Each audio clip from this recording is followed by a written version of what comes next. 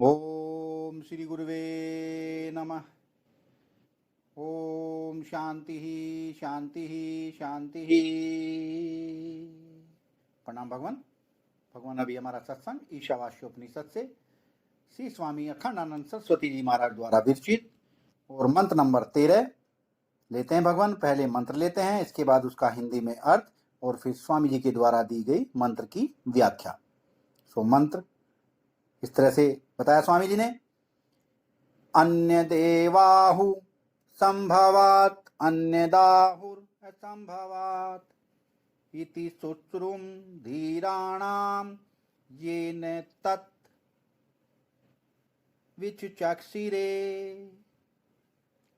अर्थात शास्त्र संभवात कार्य ब्रह्म की उपासना से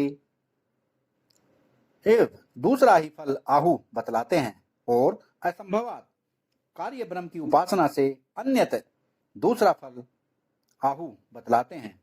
इति इस प्रकार हमने धीराणाम तत् साक्षात्कारी धीर पुरुषों के शुश्रुम विधि पूर्वक वचन सुने हैं।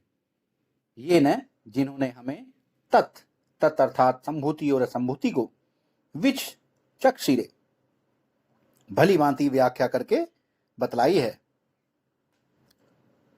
स्वामी जी बतलाते हैं कि विद्या अविद्या की पृथक उपासना के फलों को जैसे पीछे अनादि परंपरा प्रमाणित बताया, वैसे ही यहाँ संभूति असंभूति की पृथक उपासना के कथित फलों को अनादि परंपरा प्रमाणित बतलाते हैं।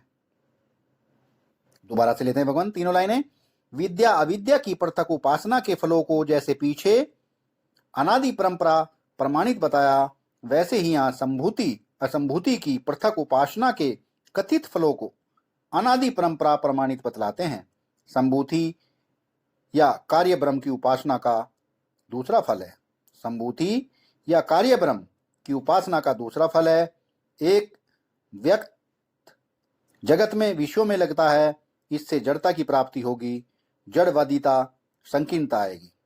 असंभूति या कारण ब्रह्म की उपासना का दूसरा फल है। असंभूति या कारण ब्रह्म की उपासना का दूसरा फल है, इससे मनोराज्य तथा बौद्धिक तर्कवादिता बढ़ेगी।